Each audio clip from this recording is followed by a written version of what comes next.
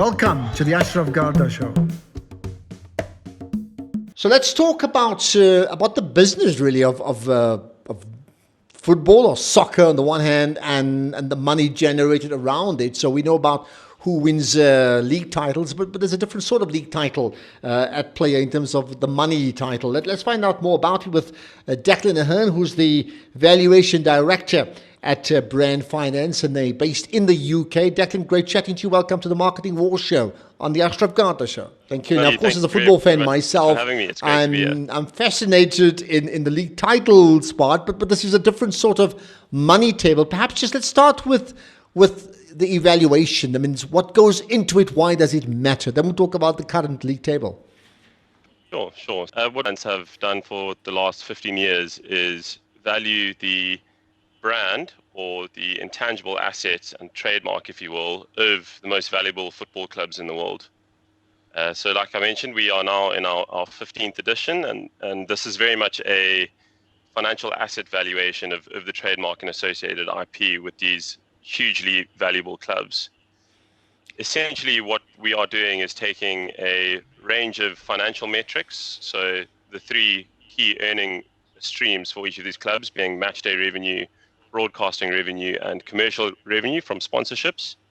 And we are marrying that with an assessment of how strong these brands are in the hearts and minds of their stakeholders, most of whom are football fans themselves. And we do that through various metrics, including our own worldwide research study, as well as other football-related data. And what we then do is financial valuation of how valuable these clubs actually are. Okay, so 15 years that you've been doing, that's incredible. Let's talk about the latest evaluation that's just come out. So maybe give me the top five, yeah? Yeah, so, as you mentioned, you are a Man United fan, as am I, so it pains me to say that they have been knocked off the top spot, which they maintained for quite some time. But leading the rankings, we have Real Madrid, who are, of course, just hugely dominant in the world of football. They're at about 1.4 billion euros. Closely behind them is Barcelona, followed by Manchester United at about 1.3 billion. Then with the likes of Liverpool, who've had a very large increase this year, and then Manchester City. So that means, based upon your matrix, those are the four richest? I mean, do we say that they're the four richest clubs in the world, or what? No, not necessarily. So there's a point of distinction here between, the most valuable clubs as an entire business, of which we do provide those valuations as well. And funnily enough, Real Madrid comes on top of that.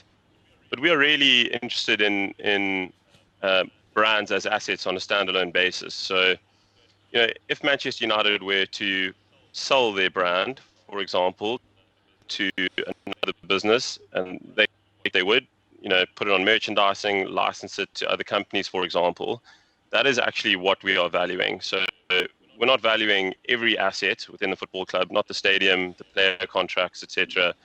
It's actually just focusing specific on. Okay, so quite simply, and I think you put it well, that if I had the money and the interest to buy out my favorite football club, Manchester United, from the Glazers, that is what you evaluate the brand to be worth.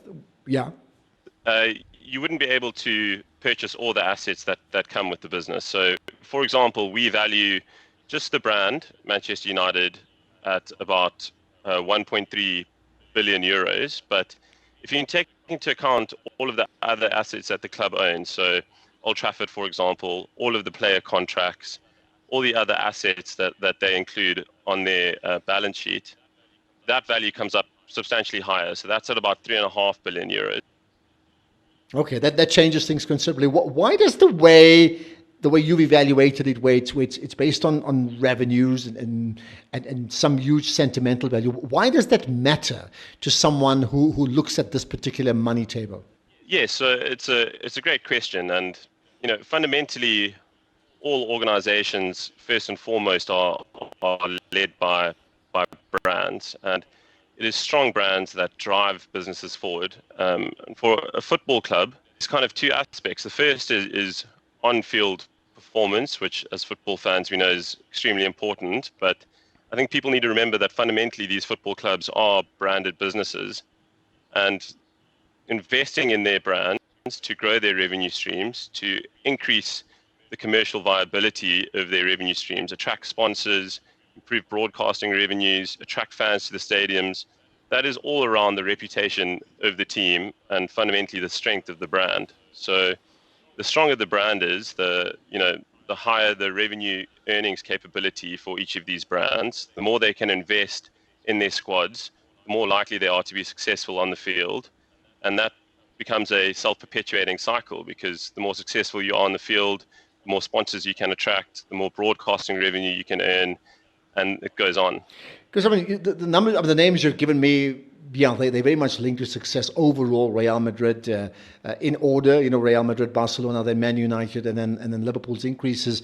But I mean, some things that are significant there. The Real has just won the league title again in Spain. Man United, by and large, haven't won anything of significance since the Alex Ferguson era, right?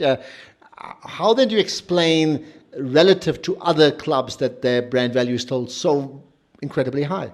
True, this is a very good point. Fundamentally, there are two aspects to it. So, in terms of the strength of the Manchester United brand, the way it is perceived worldwide across all stakeholders, it is still extremely, extremely strong.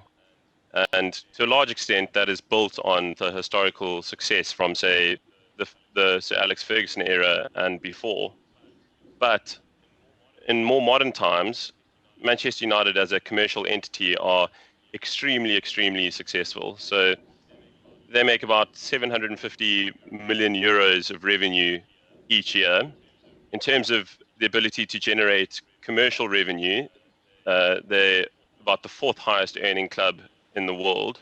So despite the lack of on-field success, that still hasn't necessarily hindered the business side of the club.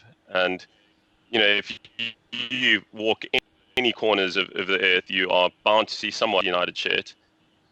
Yeah, certainly have seen that now. But Man United, in your latest rankings, have dropped 11% in your evaluation, and Real Madrid, who are on the way up, coaches back against the Zidane serial winner, they won a league title. They've also dropped. They dropped by 14%. Explain that.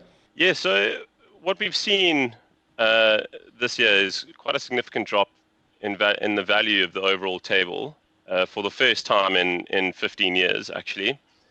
And in particular, a lot of the larger clubs that make up the top 10 are decreasing in value year on year. And really, that's solely attributable to the onset of COVID-19. So, like any other businesses, these clubs aren't immune to the effects of COVID. For the last third of the season, at least, they were losing out on significant match day revenue. They were losing out on potentially significant broadcasting revenue, because the broadcasters were demanding a certain payback of the fees that they were paying for a changed product, essentially. Certain were not getting the exposure that they had paid for. So all of these clubs were actually facing declining revenue directly as a result of the onset of COVID. And by an extension of that has impacted the value of their brands and their businesses as a whole. Okay, now Liverpool's interesting. They've won nothing of significance besides the Champions League in the last, certainly they haven't won the league title in 30 years, but just one league title, or maybe 2 years of success, or three relatively, and they're at number 4, a position I think they haven't held for a long time. How much of gain have they had in terms of, in euro terms? So they gained about 10% year on year in terms of their valuation, a couple of 100 million euros. And, they're also quite similar to Manchester United in that they're a very strong legacy brand with, big worldwide following and a huge reputation, which they have been able to leverage off. What they have now done in recent years is found that on-field success just helped to drive their commercial revenues and their broadcasting revenues in particular. So, I don't think we are at the end of Liverpool's growth story just yet. Let's just talk about the breakdown that you spoke about earlier in terms of how this is segmented. match day and broadcast revenues. Tell me more about that. Typically what happens to a club? Sure. So typically, well, all football clubs and most sports teams at least have three streams of revenue generation. So the first is match day revenues, and the bulk of that is made up of ticket sales. So the larger your stadiums, the higher the price you can charge for the face value of your tickets, the more match day revenue you make. But there's a little bit of an extension to that, because a lot of clubs have these really large merchandising stores, and they're designed around consumers spending money on the day and on a match day. So that's one stream. The second stream is broadcasting revenue. So if you look at the Premier League, for example, they signed a broadcasting rights deal domestically, at least with Sky, for about 3.5 billion euros, which gives Sky the sole rights to the majority of the Premier League games. Now, in the Premier League, what they as an organization do is take those broadcasting rights and relatively evenly distribute it to the Premier League clubs, as well as those clubs that kind of yo-yo in and out of the Premier League in the form of parachute payments. That's not necessarily true in other leagues. So La Liga, for example, there's a much larger disparity between the likes of Real Madrid and Barcelona getting the lion's share of that broadcasting income. But what we actually find in our research is that that makes it appealing, because fans are interested in the competitiveness of the league, and that's what draws them to the Premier League. The third revenue stream then is commercial revenue, and what we mean by that is particularly front of shirt sponsors, kit sponsors, other partnerships worldwide. I think at last count, Manchester United, for example, has approximately 68 different partnerships worldwide, and all of that contributes to a huge amount of commercial revenue generation. Now, all of these three revenue streams tend to go hand in hand, because the more broadcasting you can get, so the greater the reach of the games, the more exposure the front of shirt sponsor gets. So Chevrolet with Man United, for example, the higher the fee they are willing to pay in that sponsorship agreement every year. Okay, interesting. Now, I've noticed, your top five clubs in terms of countries mirrors the top five big leagues in Europe. La Liga in Spain, English Premiership, Germany, Italy, and France, right? So no surprises there for you? No surprise really. So if you look at the entirety of the makeup of the table, the majority is made up of English Premier League clubs, and a large reason for that is the significant broadcasting deal in the Premier League. So I mentioned that was about 3.5 billion euros, but equally Spain, Germany, Italy, and France also do have significant broadcasting rights deals, and that's largely due to the relative popularity of those five top leagues versus other leagues around the world. And that helps to drive the value of all of these teams. Well, someone who lives in South Africa looked for clubs from outside of Europe, and I tried to find maybe the Egyptian clubs, Al Ahly and Zamalek, and South Africa Kaizer Chiefs, Orlando Pirates, and I see nothing like that. Is there such a big gap between European club evaluations or valuations and the rest of the world? I think so. What we see at the bottom of our rankings, towards the bottom, we see that there are individual clubs that are, say, super successful within their domestic leagues, but those are all still based in Europe. So Celtic, for example, are the only Scottish team within the rankings. Benfica are the only Portuguese team. Both of those historically have dominated their domestic leagues. But one thing you do need to remember, that brands are assets and need to be treated as such. And if you look at assets in the UK, for example, versus assets in South Africa, for a myriad of reasons, not least of which exchange rate differences, generally on a like-for-like basis, assets based in the UK or in Europe are more valuable than assets based in South Africa, for example. Do you then have an equivalent league table in terms of what I call football money of the various leagues in the world, including, say, South Africa on its own? We don't, unfortunately. We are looking into, though. Yeah, I would think there'd be a big interest because even within that, there's that friendly rivalry, right? Let's talk about the other part, which is something you touched on: sponsors with brands, and sponsors will pay more, certainly for the shirt sponsor, based on visibility and attendance of matches and spectator attendance, right? To what degree then is there clear brand recognition? I'm just thinking of what Juventus and Jeep, maybe Ronaldo wearing it now. Well, the obvious one is Arsenal. In fact, because when they winning the FA Cup this weekend, I remember tweeting saying, so Emirates Arsenal has won the Emirates FA Cup. Go figure. That's my tweet, which suggested that I clearly made the distinction between Arsenal, Emirates linking both the club sponsor and that tournament, right? So how strong is that? The dominant sponsor of the club is visible in the minds of the consumer. Yes, it's actually an unbelievably effective form of marketing for businesses, and the likes of Emirates are doing it very effectively across multiple clubs, not just Arsenal. If you take the Arsenal, for example, so what we've done as part of our research study is asked consumers and respondents whether they can correctly recall the front of shirt sponsor of Arsenal. And the casual football fan has a 59% recall rate, which is quite a high number. I think the highest within our study is in fact Jeep and Juventus, and that's a 63% recall rate.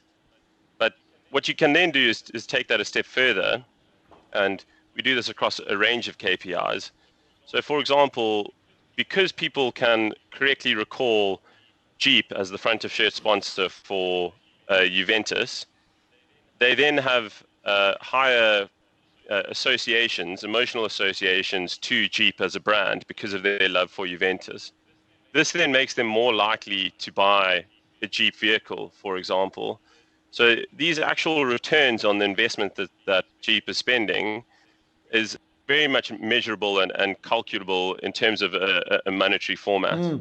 What about, do you then do a corresponding table around pure just supporters? That means worldwide support of football clubs? We don't do a corresponding table, but we do have perception around league and club questions within our research. So what we do know is that the Premier League is not only the most followed domestic football league in the world, but it's also seen as the best. The reason people perceive it to be the best is threefold. The first I mentioned earlier is that it's seen as the most competitive, viewed to have the most passionate fans, and the third reason is that it's viewed to have the most attractive football being played. Now, we can the most popular clubs in the world, and it should be no surprise, are Real Madrid, Manchester United, and Barcelona, closely followed by a handful of others. And that we can break down across all of the countries that we cover, which include the big five European mature markets in football. But we've also researched markets in China, which are kind of these emerging football and markets. The same results come through. But perhaps the interesting one is then, do you have this, which is the most popular football jersey sold around the world? We don't actually have that figure, but that is somewhat reflected in the deals that kit sponsors are willing to pay. These large sides. So how they pay them 75 million, and essentially what they're doing is just licensing the Manchester United brand to put on Adidas kit to sell Adidas shirts. So Adidas are of the view that they sell enough Manchester United merchandise in order to cover the $75 million that they pay them every year. Okay, so that's a very important barometer coming through there. What about, and I know this is not part of your current table, but the corresponding table for individual players, same principle, replace team with player. Yes, so we don't actually provide these tables, but the same methodology is very, very applicable to player valuations. So typically, how you see players valued in the market today, it's relative to other transactions that have recently occurred. So Kylian Mbappe is a great example. There were rumors going around that he was going to somewhere in the range of 200 million euros. But that was quickly scuppered in the current environment of COVID, because the likes of Real Madrid and all other teams had experienced to their earning potential that they could no longer pay the market rate for these players. But there's two aspects to attracting these players, or rather justifying these large fees. So the first is obviously on-field performance. The more trophy, more broadcasting revenue you get, the more appealing you are to sponsor a huge brand. If you take Ronaldo, for example, I think his social media account completely dwarfs that of Juventus a good 4 or 5 times over, to the extent that when he puts his brand, his R9 brand on a piece of merchandise, it's extremely likely to sell. And essentially Juventus are trying to leverage off of that Ronaldo brand as well. Okay, fascinating. How, and maybe this is the last thought, how much gravitas do these tables have in terms of the football money managers? So what I'm saying, do you get an Arsenal manager, and Arsenal has dropped considerably, so do you get the financial director at Arsenal saying, this evaluation is just ridiculous? Do they contest it because, again, of what the value of perception? They do. It does cause quite a stir. But we tend to be one of the very few firms in the world doing these types of valuations across a huge range of not just football brands, but other corporate brands globally across a range of sectors. And what we do find is that they are used as benchmarks, not just from the club perspective, but also from potential acquirers, for example. And a good example of that is that the PIF approached Mike Ashley to purchase Newcastle. I think the offer placed Newcastle between 330 and 390 million. We, in fact, value Newcastle at about 450 million euros. And as does Mike Ashley, apparently, because he felt that the offer he received was too low to accept. Okay, which means they do watch what you guys are saying, right? We'd like to think so. Right. Is there a final point you'd like to share? Well, so much for having me.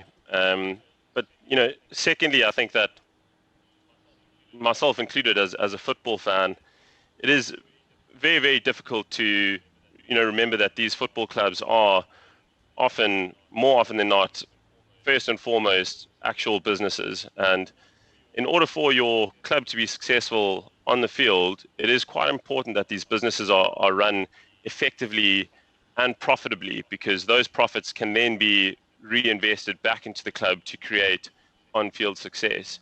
And with the kind of onset of FIFA fair play laws, gone are the days, I think, where you'll see huge, significant foreign investment into purchasing unbelievable players without being able to run the club profitably and sustainably going forward. Okay, certainly something to consider there. Well, Declan, great chatting to you. Appreciate your time, and hopefully we'll have more chats around not just football, but certainly around that connection between finance and brands and what global brands are really worth. Appreciate your time.